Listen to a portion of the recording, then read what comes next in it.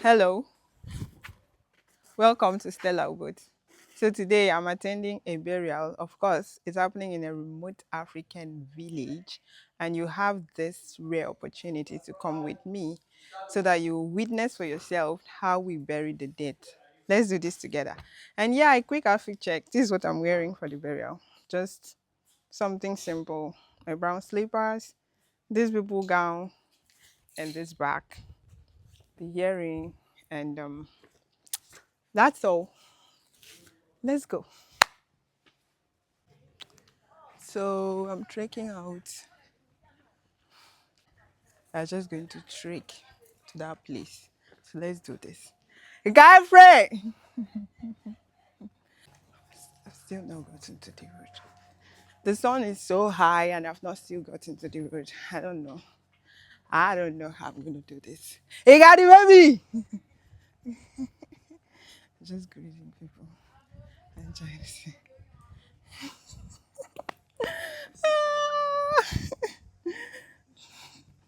Let's get it. Let's get it. Let's get it.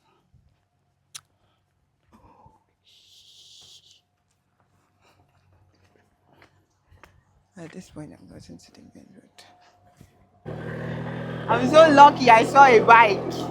How do you know you are so lucky? I'm lucky now because I was wondering how I'm going to get to that burial ground under this hot sun. And fortunately for me, I saw a bike. I'm not paying any money, it's free. And I thank God for it.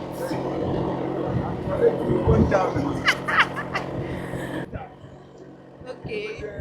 While we are heading to the burial ground, there are a few things I want you to take note of. Burial in this particular African village is usually done in two parts. I want to be clear, this is not how all remote African villages do their burials. I'm from the south of Nigeria, and even within Nigeria, places like the north and east may do things very differently. Other African countries also have their own customs. Here, burial has two major parts. Part 1, the ceremonial burial, and part 2, the traditional burial, where all cultural rites must be fulfilled. Right now, we are at the burial venue, and this is the part 1 of the burial. At this stage, the coffin is not yet brought outside. People are first allowed to go in line to view the body. They call it line in state. Anyone who wants to see the corpse can do so privately, like just join the line and go and look at it. After that, the coffin is brought out and the church service begins. For Christians, especially those who attended church while alive, the burial is conducted by the church.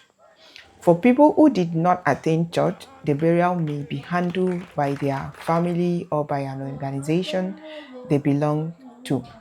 During the church service, the choir sings, the biography of the deceased is read, the pastor preaches, prayers are offered, and sometimes funds are raised to support the family.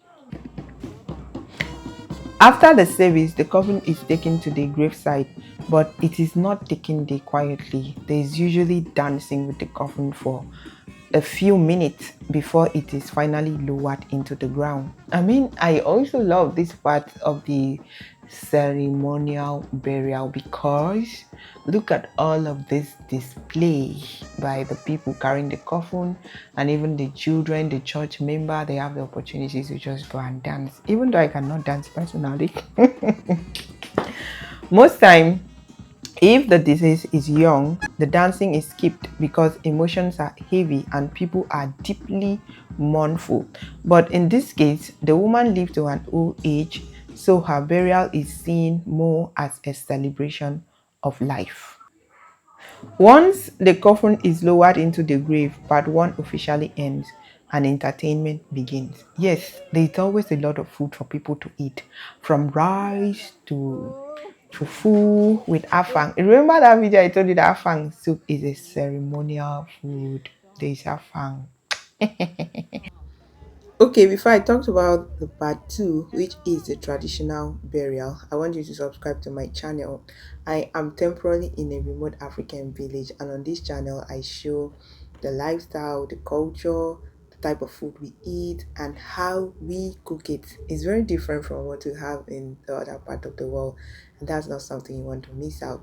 Also, I would like to know, how do you bury the dead in your place? Is the procedure long like this?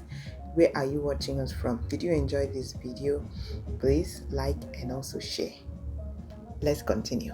Part 2, the traditional burial. This is the most important part culturally. There are key traditional rites that must be performed before anyone can be buried. First, you will notice this traditional canopy. This is the type of canopy used in the olden days at burial grounds, long before modern canopies existed. It is always erected as a sign of cultural heritage and respect for tradition. Secondly, when someone dies, a goat is taken to inform the extended family of the deceased, whether it is their sister, brother, uncle, or aunt, that death has occurred. Then, the night before the burial, the extended family of the deceased, especially from the mother's side, comes together. The women arrive in a procession, just like what you're seeing here. They stay at the spot where the coffin will be placed when it is brought back from the mortuary. After that, the children, grandchildren, and even great grandchildren of the deceased woman come out one after the other to dance with the women from their mother's family.